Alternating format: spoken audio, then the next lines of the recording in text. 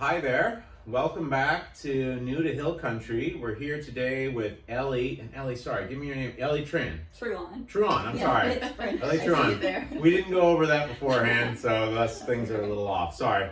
I just want to give a quick shout out to our sponsors, SPG Texas, which is where we're recording at right now, and Element Tea. And Element Tea is an electrolyte mix that provides amazing hydration benefits. You kind of have to try it to understand it.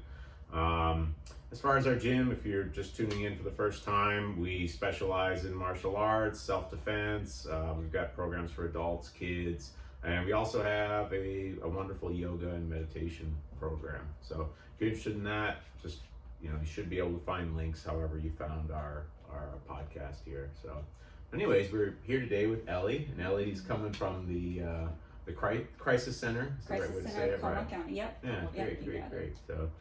So as always, though, Ellie, just tell us about your relationship with Hill Country. Just like how did you get here to where we are today? Okay. So I was born in Corpus, but whenever I was 5, my mom moved here to New Braunfels, and so I was basically raised here. Middle of high school, I moved back to Corpus. To finish up there and live with my dad for a bit, and then I came back and went to school in San Marcos. Okay. And then now I'm here. Okay. Yeah. Cool. It's been a lot of time here. What did you study in school? So I started out with accounting. Okay. Which was it was just because I was good at it, and that's what my family wanted. But I actually only got my basics out of the way, and that's something that I talk about with how I got into what I do. Just because what I experienced in college led me to where I'm at. I see. Okay. Yeah. Okay. Cool. So I studied accounting. Originally, I wanted to go to SCAD in Georgia, Savannah College of Art and Design. Okay. Yeah, I wanted to study architecture. I understand. Accounting, architecture. I understand. different sides of the spectrum there. But people have so many elements to who they are, right? So yeah. It's not. I mean, even I think with a lot of people, when you look at a lot of famous people or something, that they seem so specialized in one thing. I think generally, if you got to know those people, you'd find that they have these what would appear to be discordant sort of talents or interests in other things. I think that's just super common to people.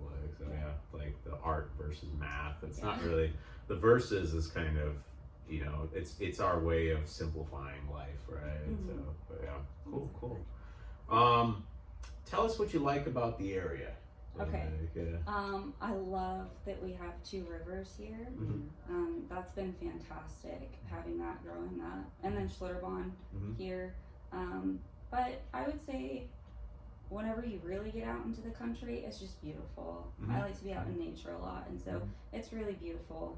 And then you've got like the stereotype of the horses and all of that, and so certain areas it is really cool to see people just riding their horses on the side of the road to get to places. But I would say definitely the rivers. There's a lot to do outside here. And then the community. I mean, even though we're growing, it still feels like a small town. And so, I enjoy that. Yeah, I was gonna ask you about that because I keep hearing like people saying like over the last 10 years like things have changed so much. It's grown so much. So how do you feel about that? Like, do you like this change that's happening, or kind of you miss something that you had before? I do. I like it. I think it's great, especially if we're bringing in variety. But it's difficult, like with the traffic or more of the trees and all of that being torn down, and just like the beauty of what we had here. That's a little bit sad, but I'm okay with it. Everything's growing. It's good. But I would say, like New Braunfels, like where green is, and the loop inside of the loop, I would say that feels like it hasn't changed much. It's the same, you got a lot of the same people still living there, and so like certain grocery stores that you go to, you're gonna see certain people there, and so you still have that small town feel. Yeah, I love the I love that about New Braunfels, that it's got a lot going on, you know, the dynamic kind of activities and a lot of people, young people, but at the same time, I do feel the small town vibe, and I love that. Yeah, it's a good mixture. I never really feel like I never feel like that big city Right, about it. yeah. And that's for us was like a big thing in coming here. Because we're coming from such a big city, so like so many people there. I love this small town vibe. Absolutely. You mentioned you like getting outside of town. Are there any places in particular that you'd like to promote? Like, I love to go camping in the Davis Mountains. okay. It's beautiful there. If you want to take a further drive, you can go. How far is to Davis Mountains? Like, it's like assume that we know nothing about the area because we're not actually that informed. The Davis Mountains, I believe it's 6 hours. Okay. There's Pedernales Falls. Mm-hmm. I want to say that's like 2. Okay. A little bit closer. Mm-hmm. There's Lakey where they have Garner State Park. Okay. And that's about an hour and a half.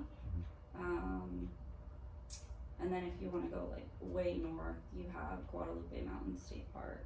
Okay. And that's like an 8-hour drive. Okay. So yeah.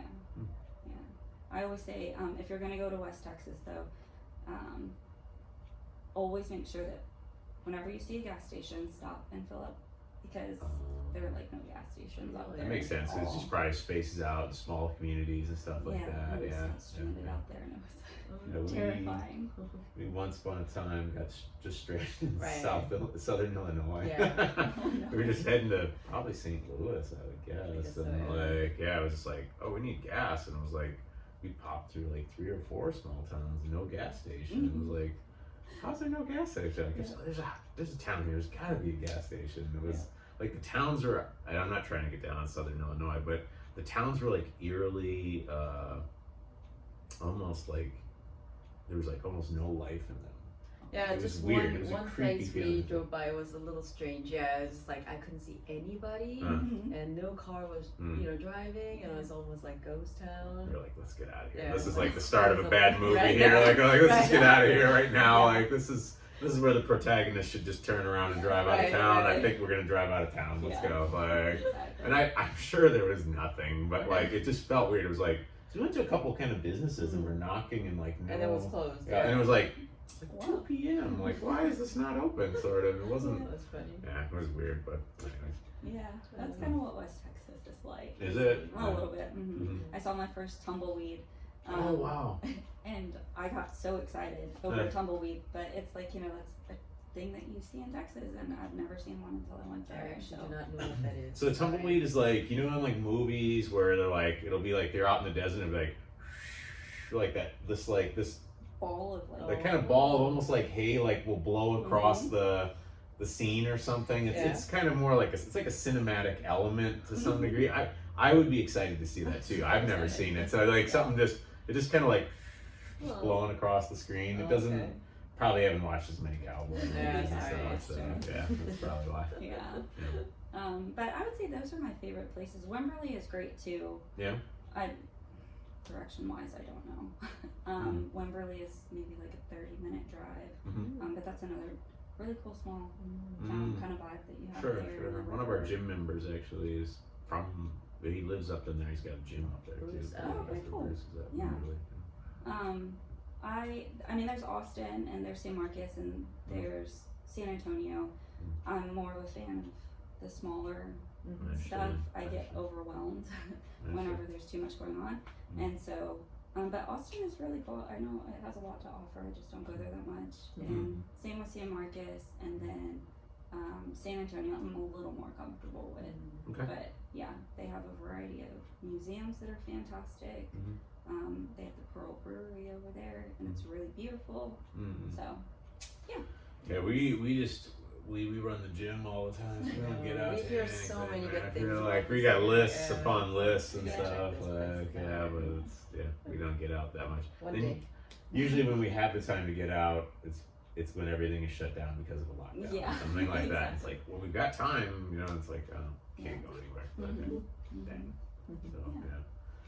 But so tell us about the Crisis Center, like in your work there. How did you get involved with that, and just what does it mean to you? Like, Okay. So first, the Crisis Center, we are a center for victims of domestic violence and sexual assault. And we have counseling for adults and youth. We have shelter. We have case management. We have legal advocates. And then we have me, prevention. Okay. And so we'll talk about prevention first and kind of how I got into that. But yeah, like I said, in college I did not finish. I got my basics out of the way. I was in a very abusive relationship at the time, and so I got really depressed. I didn't want to go to classes anymore, and I was paying for it, and so it was kind of like, you know, why am I going to keep paying and going if I can't even manage to get out of bed to go? And so then after that, I decided I want to turn everything that I went through, because there was a lot that I went through in my teen years as well. I wanted to turn all of the trauma into something that could help other people. Awesome. And so for about 8 years after my 2 years in college, I worked in childcare because I love kids. And I also worked in the special needs community a lot because I have a passion for that. And then it just kind of turned out where I needed another job, and I was looking on Facebook, and my director had posted a position about needing a prevention specialist. And she said on there that they needed someone with a master's, and I was like, oh, I don't have a master's, and so maybe I shouldn't even try. But I emailed her and I told her, please just give me a chance, I promise I can do it. And so yeah, that's how I ended up there. Originally I was running the children's program that we have in the shelter, and then I had never done anything like prevention before. I don't really like to talk in front of people. I'm more like sit in the back of the room, no one look at me type of deal. But with prevention, you have to speak in front of groups. And so she tested me. My first test was I had to go teach 1,300 middle schoolers about boundaries. Wow, And that's a steep, it was a steep lot. challenge. It was a lot. Athletic. And so yeah, I did that, and whenever I went, I had no idea what I was talking about as far as boundaries went. You know, there was still so much that I needed to learn myself. But I went in there and I just talked about whatever I thought about boundaries, you know, and how you could benefit from them. And for the full 30 minutes, they were all silent and listening, and that made me really happy. And so I told her what happened, and she was like, okay. And so, yeah. That's awesome. Yeah. Wow, there's like 5 life lessons in there for anybody listening to that. Right. I'm just gonna kind of recap a couple that really just stood out to me. One, apply for the job anyway. Yes. Right. If it's the job that you want, just apply for it anyway. Just go in, talk, make your case. Like I can just tell that you showed her your passion for it, and it's like, hey, maybe because qualifications are always just like they're always just a rough approximation of what someone wants at the end of the day. It's never like it's rarely an absolute. It can be like, but I think the worst thing you're going to encounter is no. Right. So it's like not that much of a loss as long as you get over that. But then I really like I taught rhetoric for like the last 10 years. I was a professor and stuff, and when I was teaching public speaking most of the time, and it's like, you know, I would just always emphasize, just look, I can tell you how to do so many things, but you just got to kind of just get in there and do it. And it almost makes you feel weird as a teacher of that after a while, because you're like, am I that helpful, or do I just provide opportunities for you to practice this and you get better just because the opportunity, once you realize that like speaking in front of someone can't result in sudden death, you know, like then it's like, oh, okay, like, and that most people are actually pretty compliant. Those kind of like, they'll just listen through it, you know, and like, that's awesome though, starting with 1,300 middle school kids. That's lions and tigers and bears. Like middle school is definitely the scariest age range for me. Even still, before going into a school and it's middle school, I'm like, oh man, yeah, because I don't want to know what they think of me. It's terrifying. But yeah, that's I think most people don't like. What I always tell people on that, and maybe this will help you a little bit, is just I just always try to convince people that people aren't even thinking about you. You are just hoping to hold people's attention when you get in front of them. You shouldn't assume that like I think we assume that like people are like this camera is recording, you know, it's like catches everything, but it's like, and you assume everyone's eyes function like cameras, and it's like, whereas instead they're like, oh, later I want to watch this show, and oh man, I'm hoping, boy, I really like a corn dog right now, or something. You know, like they're just, their brains going in all these different directions, and they're like, what'd that lady say about that? Oh, that's kind of interesting. And it's like, oh, but yeah, Tommy said, you know, like, and they're just, like, you're lucky if you hold enough attention to make them form a judgment of you, you know, like that's how I think of it. Just, I taught for years, and it's like, you're constantly getting the feedback of, you said it, but they didn't hear it. So like, you're just like, nobody's listening. Like, you know, like I just try to be as energetic as possible. And, but anyways, Exactly. But awesome stuff. Like, cool. Like, tell me more about what is a prevention specialist, and I want to know more about it, and what, you know, what are the things we can even just do right now and take away. Like, I try to get everything I can. So please. So prevention specialist, especially for our center, what we do is, our shelter, they serve people who are already in crisis, so we're reacting. But what I do is try to teach these things like body safety, healthy connections, healthy communication, all of that before something happens. And so that's where I try to encourage parents, you know, inform yourself on how to teach your kids about these things, how to have conversations with them. They need to know the proper name for their body parts and not giving them nicknames. All of that, starting at even the age of 3, you know, because it's easier to get a 3-year-old to listen to you and be comfortable with those conversations than it is whenever they're like 14. That makes sense. And at that time, you know, whenever they've gotten into middle school, something could have already happened. And so I know that it is scary for parents to think about. Having a daughter myself, it's not something that you want to think about. If, you know, sexual assault or anything like that may happen to them. But with that fear, the only way that we can protect them is by teaching them, because we can't be with them all the time. And so giving them the knowledge and the tools on what's healthy and what's not healthy, you know? And so that's what prevention is. It's kind of getting to our youth before anything happens to them. And so, do you feel like prevention, and this is maybe me getting on my own topic, but like, do you feel like prevention has become more important with like the internet, and like, it's like, I just feel like the internet can really expose a kid to something so much earlier than I think I probably would have ever been. I'm an old man, and like, you know, would I have ever been exposed to that? What were the odds of that? Were pretty low. Whereas like, whether it's words, imagery, you know, just all kinds of ideas and stuff, I feel get to kids like earlier. Is that jive with what you do? Absolutely. We have a whole nother thing on internet and gaming safety, because it's true. You know, they're coming across so many things at such a young age. That's one thing I've kind of come into with parents and resistance of like, I don't want you to talk to my child about this stuff, but more than likely they've already heard about it, you know, from their friends, or there was a case where at a school, first graders got past the firewall.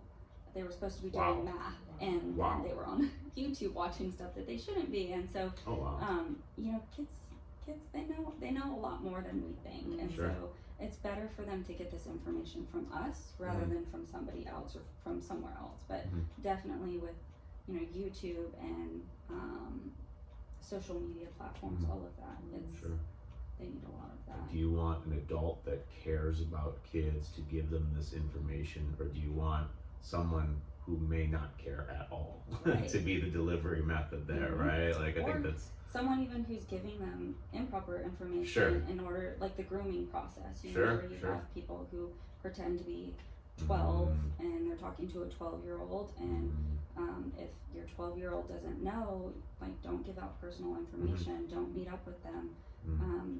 That's how, you know, the scary stuff happens. Kids get kidnapped, and that becomes someone that they trust, someone that they don't even know. And so we talk a lot about that, because whenever I do like a circle of trust with them, we talk about 5 adults that they have that are kind of immediate, that they can talk to you about really important stuff. And whenever I get kids who say, well, I know this person online, it's a little alarming.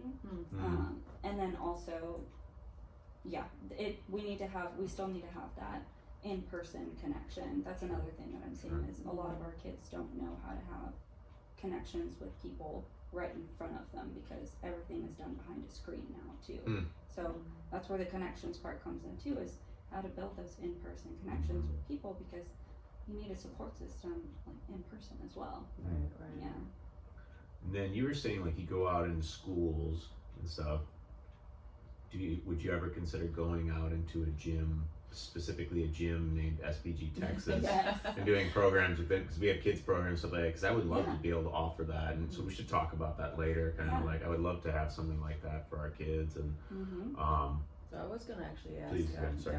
So like, in what form does your kind of help or education happen? Like, is it more like a lecture in a big crowd, or do you go to school, but also like, do you provide some kind of education for parents as well? So can you tell us a little bit more about the specifics? Yeah, absolutely. So whenever I started in the prevention program, there was a previous prevention specialist, and what we were mainly doing was working with focus groups. And so those were kids who had already been identified as at risk. And so it was a small group, and it would last for about 8 weeks. My goal was to take it into the classroom through core classes, so that we were reaching all of the students, because there are so many that they don't show the signs and they need this information. Like, I was one of those who had experienced stuff in high school, nobody knew about it, and so I never got the help that I needed, you know? And so now we, especially through NVISD, we are through the core classes, and so elementary all the way up to 12th grade, we go in and I'll teach 4 lessons, about 4 lessons. I have a curriculum for elementary, and then a curriculum that I created for middle school and high school students. And it's done in the classroom setting, which can present its own challenges, but it's nice to have, you know, a smaller group rather than a whole auditorium. And the challenges of it is you have boys and girls together, and sometimes that can be tricky, but it can also be great, especially when you get into high school. They can give a different perspective. And so that's what we do. We have just 4 classes that we teach, main classes, and then from that, if kids want to form a focus group, then we can do that. And we also bring one of our counselors in, so that they can have on-site counseling after this, because a lot of this stuff, it triggers things for them that, you know, they didn't know what was happening to them wasn't okay. And so we have that. That's mainly how we teach it. And then we do have stuff for parents, caregivers. We have stuff even for teachers and counselors and school administration. We tried to do parenting classes, and I tried in different locations and different times and offered childcare. It's really hard though to get parents to come. One time, it's hard to, you know, create that time. They've got so much going on.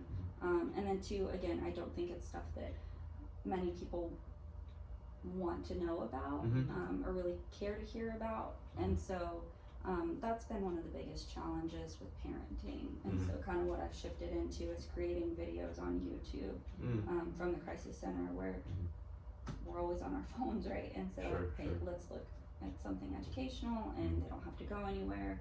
And so I'm offering that right now for parents. I'm like personally intrigued. I think we could set something up. I think we have enough people at the gym that would be interested. We could figure something out. Yeah, my daughter is 7, and now she started asking questions that I find myself not quite ready to answer, and I wanna. I mean, I'm happy that she comes to me, and I want to encourage that. Right. But I also feel the responsibility to take that opportunity well, so she feels encouraged to do that more. Not like I show my awkwardness and it's like, oh, maybe I shouldn't talk to my mom about it, you know, so I start feeling that need, and I feel like I need to get educated on that topic too. It's hard. I always tell parents, it is difficult if you weren't raised talking about this stuff. It's awkward. It's really weird. I mean, yeah. I was raised, born and raised in South Korea, which is completely different culture, in so many ways, and so I definitely, I don't think I ever had any conversation with my mom and dad, regarding this kind of thing. And still don't. So I don't know what to do. I have to create some of my own, with my kids. And that's where I offer, like, there are books that you can read to your kids, and different videos that you can watch, websites that you can go to that offer resources to help you have those conversations. But I also tell parents, if you feel uncomfortable or awkward, it's okay to let your child know that. I tell my daughter that, like, this is a little awkward or uncomfortable for me, but we're still going to talk about it, and I'm glad that you came to me, because what we're teaching them is, just because something is uncomfortable, that doesn't mean we don't talk about it. Right. So it's okay to let them know that. I think there's just always a tremendous, like, in terms of getting you involved for our group and stuff like that, just, I can already imagine, and I'm kind of speaking to my own gym members right now, just the analogy I would use here is, like, it's awkward for us because it's our first rodeo. Right. Like, what makes someone who's trained in jiu-jitsu difficult to deal with is because it's not their first rodeo. For the other person, typically, if they fall into those positions where jiu-jitsu shines, like, the other person, that's their first rodeo. It's they're trying to figure it out, even if they're athletic or strong. Like, you've dealt with that situation so many times that you're many steps ahead on it. So I'm always trying to, I think, finding someone who, like, for you, this ain't gonna be your first rodeo. Like, you've already answered these questions. The paths that these conversations can take, and that can be powerful for us, because for so many parents, like, stuff like this comes along and it's your first rodeo. You don't know what to do. You're like, do I grab here? Do I grab here? What am I supposed to say? Kind of, and having someone give you, like, that's essentially what wisdom is, right? The benefit of experience. So that would be awesome if you can figure something out. Yeah. Absolutely. Love that. How long is a session typically, like, when you do a class and stuff? It depends. With elementary or pre-K, it's usually like 30 minutes. Because that's not bad. Attention span. span. We're dealing with that right now. It all, We're dealing with that right now. Like, we're kind of gradating or kind of creating a younger kids class with a little bit of a shortened curriculum because of that attention span issue and stuff. But it's definitely tricky trying to hold in a 5-year-old's attention for a very, very long time. And it's like, we were talking about it, like, it's like, it makes you feel bad after a certain point, because, like, you can just see it, like, that in the beginning they're, like, so on it, and it's like all intention to be all in on it, and it's like 30 seconds in, they're like, those eyes just start wandering, they're waving around, like, guys, come on, right here, up front, let's look forward. And there's, like, it's the energy's not there in their brain, basically. Like, you're asking them to do something that's just not possible at that point. It feels like a bad guy. Yeah, you feel like you're being the bad guy. Stop talking, focus. Exactly. I would say with prevention, that's something I've had to learn. Every single group is different, and so you have to read the room and change things. And so I don't do anything with technology, because sometimes that stuff doesn't work, and so you need to know what else to do. And I try to keep like different activities, and then sometimes I have to cut it short if I really feel like, okay, they're not listening, they're not getting anything out of this, and then come back another day because maybe they're off that day. Right. But yes, it is very difficult. One of the hard parts about getting my curriculum trademarked is I don't know how to put it on paper, because it's different all the time. I see. And that's one of the more challenging parts, especially with littles. You've got to figure out how to change things up to where they're still interested and have plenty of activities, but also to where it's not out of hand. And but they're still 30 minutes. For older, it's typically 45 to 55 minutes. Okay. Sometimes it goes longer. I've had sessions that go 2 hours because they're Just they're right. interested Yeah. and they want to talk about stuff. Mhm.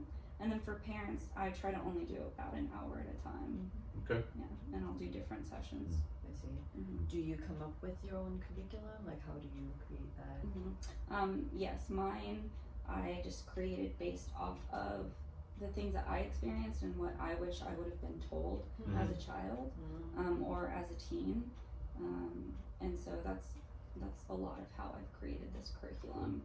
Kind of putting myself back in like, okay, how did I feel at that age? What would actually speak to me? And what speaks to a lot of them is, and I know this is a lot of people who do what I do, they say don't do this, but sharing personal experiences. I do that, obviously it needs to be in an appropriate way to where you're not making it about you, but it's saying like, hey, I can relate, or this is how I know this stuff, because that's a common question that I get from students is, why do you do this? They want to know why I'm there, and so I tell them it's from personal experiences.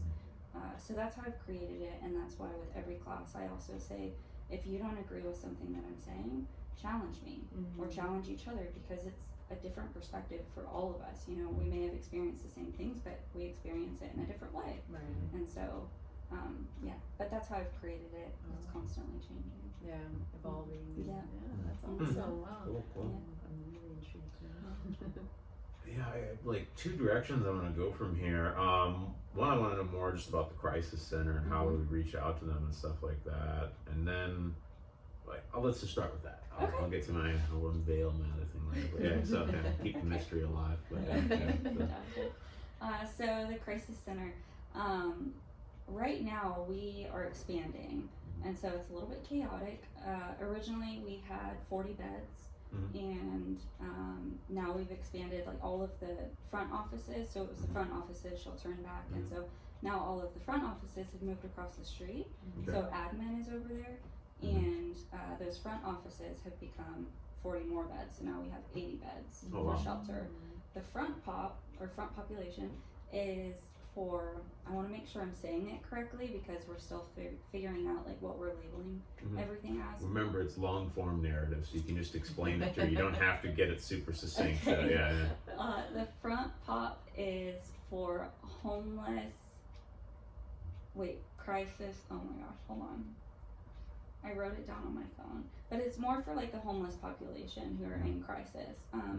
20 beds are going to be for women and children who are just homeless. They don't have a previous victimization.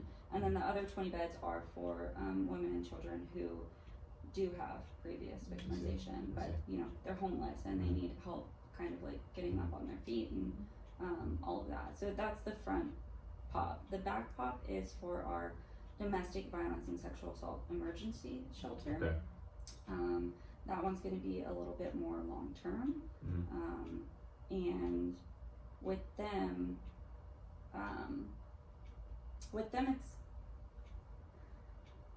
that's more of like, if we build transitioning in the back, that's where they would go. They've kind of already got an establishment like here, and so that's what the back population is for. Like, they've already got stuff going, but a lot of them, whenever they leave their abuser, they leave everything. They leave their clothing, they leave their documents, they leave their car, and so they come to us with nothing. And so it's that whole process of having to get that stuff for them. And so that's a lot of what the back population is for. But so that's our shelter part. Our counseling, we have 2 play therapists, and then we have one counselor who does adults. So the play therapists, they also work with adults, but we do have those 2 therapists for our youth. And then we have case management. So we have case managers in the shelter, but they offer case management for non-res as well. So people who just like need help with trying to figure out, how to get out of a situation or how to get a protective order, things like that. We offer that to them, and that's where the legal advocate comes in too. And all of our services are free. And another program that we have that I didn't talk about is our SANE program, our sexual assault program. So all of it, well, not all of us, but a lot of us will take weekends or days where we're on call. Like this weekend, I'll be on call all weekend, and that's where if there's a sexual assault that gets called in, like either they'll show up to the hospital or they'll call law enforcement or they'll call us directly. We show up for that. And so Resolute has been super amazing. They donated a whole room, well, 2 rooms, but one room where they can do the exam, the sexual assault exam, and then another room where, you know, family or whoever is with the individual can sit, and there's movies, and we've got backpacks and clothes and all of that stuff for kids. So that's our sexual assault program, where we're there to offer the sexual assault exam, and And this is just my thinking, like when you come to the crisis center, like someone comes, they're a victim of domestic violence, they come there to escape that situation, it's highly secure, like they're just in there, like I think that's where some people feel afraid, they think this person's gonna follow them in there. oh yeah, But I would assume someone tries here and there, yeah, like, absolutely. and you guys have that all kind of dialed in with the police and everything, I presume, like, Yeah, absolutely. So we don't allow anyone in after dark unless Nice. a police officer accompanies them. I see. We have gates, lots Awesome. of gates, Awesome. and that's, you know, like where our clients can park, and so Mhm. no one can see who is there, what Awesome. cars are there. Awesome. If someone feels like they're being followed, then we'll take them places in our car, Awesome. or we'll make sure that, you know, we keep an eye out for if we see that person around town, or sometimes we get abusers who will get other people to call for them to ask questions about clients, and we can neither confirm or deny. And sometimes that happens with CPS and with law enforcement too. We can't confirm or deny unless we have a release form from Awesome. that client. And so, yes, we do. We are very, very secure. I like that. I just Yeah. kind of wanted to make that clear because I could see someone making that debate in their mind, or like, oh, but if I just go there, someone's just gonna come. You know, he's just gonna come there or something. Yeah. You know, like, and it's like, Sometimes they do, and they'll sit in our parking lot, and you know, but still, we don't let They're them not getting in the There's door, no, yeah. no, Awesome. none of that. And we have cameras, so we can know ahead of time. I see. And we have 24/7 staff, and so even night shift, we have someone there all the time. Awesome. So That's so cool. yeah. Do you have like hotline, or like is it well known, like people who are victims like know to contact you right away? They can call our number anytime, since we have someone there 24/7. So if they're in crisis, they can call us, and What is the biggest challenge? Like, it sounds like what I'm hearing is like you will need a lot of staff to do a lot of things, you know, for even one individual case or one individual victim. So do you have like staffing issues? Like what kind of challenges do you have? mostly? Staffing, not so much. I mean, honestly, we've been really lucky because whenever you get into social work, there's usually a high turnover rate because it's not enough pay for all the work that you're doing. But we have been fortunate enough, we have people who are very passionate about what they do, and so it is a challenge getting everyone on the same page sometimes. Like currently with the children's program, which I run in the summer, case management for them and trying to figure that out, like how can we be more involved, how can we do assessments and, you know, see like if they're developmentally delayed, or if they need a specific kind of therapy, and kind of working with them in that sense and being more hands-on. That's been a little bit of a challenge because if we have a lot of clients, then it's hard to be there for each, you know. And so that's one thing that we're working on right now because it is a bit of a challenge. And then another challenge that we have, I would say like for our clients specifically, is transportation. If they come in without a car, New Braunfels doesn't have public transportation. Right. And so if we don't have like the van or the car available that day, then, you know, and if they're looking for jobs, then we have to make sure it's within a certain time frame so that they have a ride back. And then if they have kids, you know, that's another challenge is if they have kids. During the summer we have the children's program that's Monday, Tuesday, Wednesday from 9 to 2, and so that's where parents can really get all of their goals met and run to the grocery store, do whatever they need to do, go to counseling, whatever they need to do. But whenever they have a full-time job, especially right now, like if their child is not of preschool age, and can't go to a daycare, then, you know, having someone that can watch those children the whole time. And so there's a lot of challenges that we have to overcome. And sometimes, you know, communication with other agencies, that's something that I'm super passionate about right now. Is I feel like there's been a little bit of a divide, and so bringing us all together and working together, because we can all offer something to the clients, and so getting us all on the same page so that things are smoother, and also so that whenever our clients leave, there's a long-term plan for them. We don't want them to just have a short-term plan when they're with us and then they leave and it's like figure it out on your own. So yeah, but I would say those are our main challenges. Once they get out of your protection or the program, do you have like a follow-up kind of program? Absolutely, yeah. So they still receive counseling services.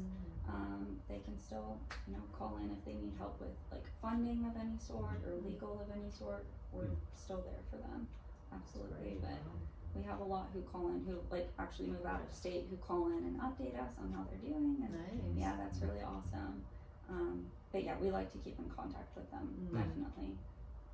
You guys are doing something amazing there. Yeah, it's very impressive. Yeah, it's awesome. I love it.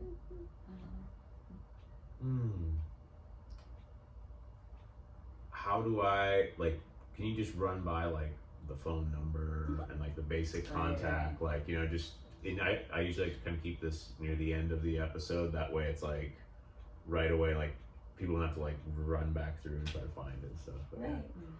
So phone number 830-620-7520.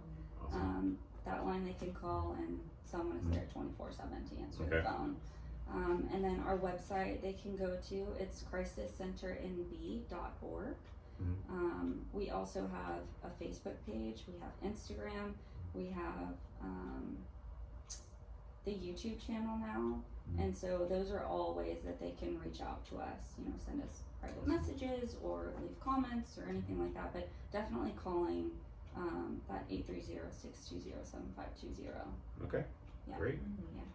Well, thank you for coming on the podcast, Elle. We really appreciate it. It's a lot of information. We'll be in touch for more stuff. And I'm excited about something we can do together at our I agree. gym, 'cause I agree. A lot of kids from 4 Yeah. to 12 and A lot of kids and a lot of the parents. So, Yeah, absolutely. Thank you guys. Now the moment of truth where I go and check and make sure nothing turned off. Okay, great.